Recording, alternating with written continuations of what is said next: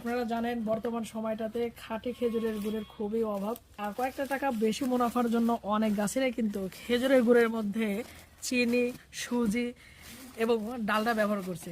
আমরা কিন্তু আপনাদেরকে একেবারে অথেন্টিক, একেবারে অরিজিনাল কিন্তু খেজুরের গুড় তুলে দিচ্ছি।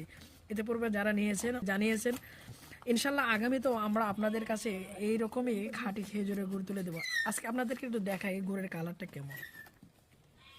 মার্শাল্লাহ, আসলে ভালো জিনিসের রং দেখতে নেই, স্বাদে গন্ধে কোনটা কেমন খাওয়ার পর বুঝবেন।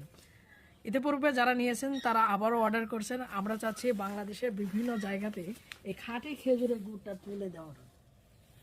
সে প্রত্যয় নিয়ে কাজ করছে, মার্শাল্লাহ অসাধারণ। এটা আসলে বলে বোঝানোর মতো না কতটা সুদর্শন, কতটা স্মুথ। আসলে এটা আপনাদের আরো একটা জিনিস আমি আপনাদেরকে দেখাবো, যদি না দেখে আপনারা বুঝবেন না। খাঁটি খেজুরের গুড় যখন আপনি চাপ দিবেন আলতো করে ভেঙে যাবে, কিন্তু এখানে যদি চিনি মিক্স থাকে সহজে ভাঙবে না।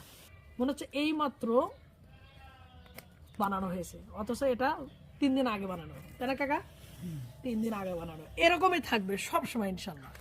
তো অর্ডার করতে যোগাযোগ করুন স্ক্রিনে দেওয়া নম্বরে, ইনশাল্লাহ পৌঁছে দেবে বাংলাদেশের যে কোনো জায়গাতে আমাদের দেওয়া খাঁটি খেজুরের গুড়। ধন্যবাদ সবাইকে।